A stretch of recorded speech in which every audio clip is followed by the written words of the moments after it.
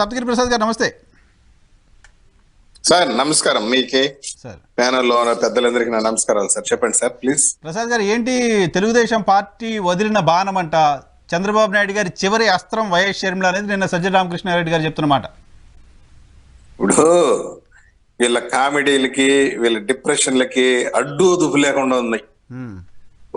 సాక్షాత్ మీ చెల్లెలే చెప్పింది, నన్ను ఎవరు వదిలిన బాణం కాదు, నన్ను కాంగ్రెస్ పార్టీని వదిలిన బాణము, మా అన్న వదిలేసిన బాణం నన్ను ఆమె చెప్పుకుంటాడు. మధ్యలో మమ్మల్ని ఎందుకు లాగుతాడు? మీ అన్నా చెల్లెల మధ్య ఆస్తి తగారాదులు ఉన్నాయో ఇంకొక తగారాదులు ఉన్నాయో నాకేం తెలుసు, మాకేం సంబంధము? ఇప్పుడు నిన్న మొన్నటి వరకు మేము రైజ్ చేసిన ప్రశ్నలన్నింటినీ పోలవరం ఎందుకు కట్టలేదు, రాజధాని ఎందుకు కట్టలేదు, ప్రజలకు ఎందుకు అప్పులు ఎందుకు కుప్పలు చేసేసావు అని మేము నిలదీశాం, ప్రశ్నించాం. అదే ప్రశ్నలు వాళ్ళ చెల్లి అడిగింది ఈ రోజు. అదే అక్కడ అనుమానం వస్తుంది, మీ మాటలన్నీ ఆమె నోటి నుంచి వస్తుంటే అనుమానం వస్తుంది వాళ్ళకి. ఇప్పుడు ఎందుకు ఏం వాళ్ళ చెల్లి ఏం చిన్నపై బిడ్డ, చిన్న బిడ్డ షర్మిల మేమన్నా?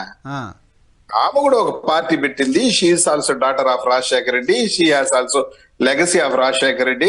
She is not an ordinary women. PCC అధ్యక్షురాల హోదాలో ఆమె అడిగింది. దానికి నువ్వు సమాధానం చెప్పరా బాబు అంటే అది వదిలేసి చంద్రబాబు నాయుడు చెప్పించినాడు, నాయన నెత్తి నోరు కుట్టుకోడు ఏంది గోల, మాకు మీ కామెడీలు తగలయ్యా, మాకేం సంబంధమయ్యా? అందరూ అడుగుతున్నారబ్బా. అందరూ ఇప్పుడు సజ్జల రామకృష్ణారెడ్డి గారు ఒక ఫ్యాషన్ అయిపోయింది. ఏది జరిగినా చంద్రబాబు నాయుడు గారే. అంగన్వాడీలో ధర్నా చేసినా చంద్రబాబు నాయుడు గారు ఎగదోలినాడు అంటాడు. ఆశా వర్కర్లు ధర్నా చేసినా చంద్రబాబు నాయుడు గారు ఎగదోలినాడు అంటారు. సర్వశిక్ష ఉద్యోగులు ఎగదోలినా చంద్రబాబు నాయుడు ఎగదోలినాడబ్బా, మాకేం సంబంధం లేదు, వాళ్ళు చాలా మంచి వాళ్ళు. ఏమండి, వేలాది మంది లక్షలాది మంది ఉద్యోగస్తులు మేము చెప్తూ ఆందోళన చేస్తారా? 42 రోజులు మీ చెల్లెలకి మేము చెప్పియాలనా? ఏంది ఫస్ట్ ఏముంది వీళ్ళ మైండ్ సెట్ ఏం తెలుసా? వివేకానంద రెడ్డి గారు చనిపోయిన తర్వాత ఫస్ట్ డైలాగే వీళ్ళది నారాసుర రక్త చరిత్ర అని. అసలు కేసు ఇన్వెస్టిగేషన్ స్టార్టే కాలేదు, అసలు ఇన్వెస్టిగేషన్ టీమ్ కాన్స్టిట్యూట్ కాలేదు. నారాసుర రక్త చరిత్ర అని మా నెత్తి మీద దోషేసేదానికి ట్రై చేసినారు. తీరా చూడబోతే అరెస్ట్ అయిందంతా మీ అబ్బాయిలు, మీ బాబాయిలు, నీ కుటుంబ సభ్యులు, నీ కార్యకర్తలు అరెస్ట్ అయ్యి జైలుకు పోయారు. ఇప్పుడు వాళ్ళ చెల్లెలు వచ్చి పోరాటం చేస్తా ఉంది. ఎవరు సాదాసీద చెల్లెలు కాదామె. నిన్ను ముఖ్యమంత్రి చేయాలని ప్రజల్లోకి వచ్చి జనబాహ్యంలోకి వచ్చి రాజశేఖర రెడ్డి బిడ్డ వైఎస్ జగన్మోహన్ రెడ్డి ఒక అవకాశం ఇవ్వకూడదా అని చెప్పి దీనంగా అడిగిన బిడ్డ ఆమె. ఒక అవకాశం ఇవ్వకూడదా మా అన్నకి అని ఊరు 3400 కిలోమీటర్లు ఎండా వాన లెక్క చేయకుండా మా అన్న కోసం పోరాటం చేస్తే చెల్లి ఆమె ఈ రోజు నీ పైన రివర్స్ అయింది. ఎక్కడ పొరపాటు జరిగింది? దానికి నువ్వు సమాధానం చెప్పబ్బా అంటే సజ్జల రామకృష్ణారెడ్డి, వైవి సుబ్బారెడ్డి, ఆయన ఎవరు ఇంకొక ఆయన, వీళ్ళందరూ ఈ రోజారెడ్డి అంటే వీళ్ళందరూ ఎందుకు పని పాట లేకుండా వచ్చి మా మీద. సరే, సజ్జల రామకృష్ణారెడ్డి గారి కామెంట్స్ అది, దానికి మీ సమాధానం అదైతే ఆమె నేను ఒకటి చెప్తాను. నేను ఒకటి అడుగుతా. ఆ రోజు జగన్మోహన్ రెడ్డి జైల్లో ఉంటే ములాఖత్కి మీ చెల్లి వచ్చింది షర్మిలమ్మ. మీ చెల్లి వచ్చిన తర్వాత నువ్వు అడుక్కున్నావు మీ చెల్లిని దీనంగా, నా కోసం ఏదైనా చేయదలుచుకుంటే నా తరఫున నేను జైల్లో పాదయాత్ర చేయమ్మా అని నువ్వు అడుక్కుంటేనే నువ్వు రిక్వెస్ట్ చేసుకున్నావు. ఏం చేసి మీ చెల్లి పాదయాత్ర 3400 కిలోమీటర్లు చేసింది. ఈ రోజు మీ చెల్లి రివర్స్ అయ్యింది.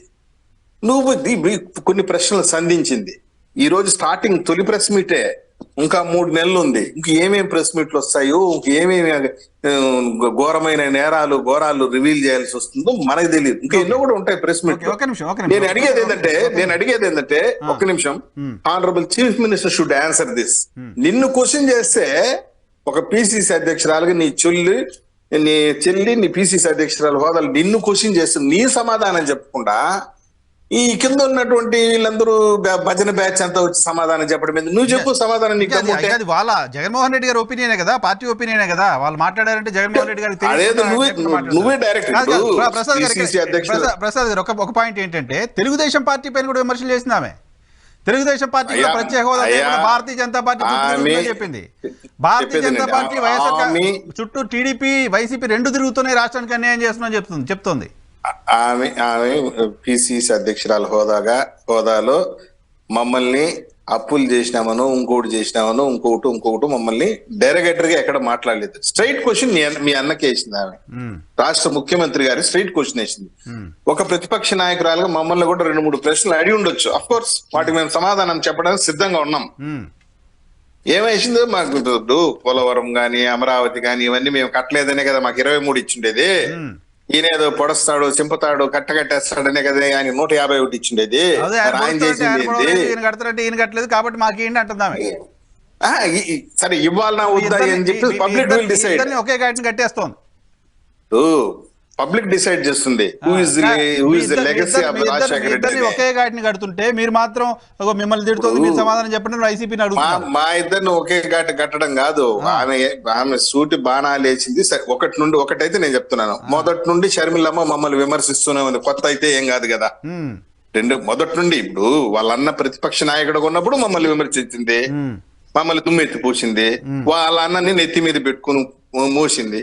ఇప్పుడు ఊరు కింద దింపేసి ఇదేదో నేను కుందేలు అనుకున్నాను చూడకపోతే బ్రహ్మరాక్షసుడు ప్రశ్నించడం కాదుగా. వైఎస్ ఇప్పుడు కాంగ్రెస్ పార్టీ అధ్యక్షురాలుగా ప్రశ్నించింది. సో కాంగ్రెస్ పార్టీ కూడా ఒక విషయం, చెల్లి హోదా అని పిసిసి అధ్యక్షుని హోదాని రెండుగా విడదీసి చూడలేం.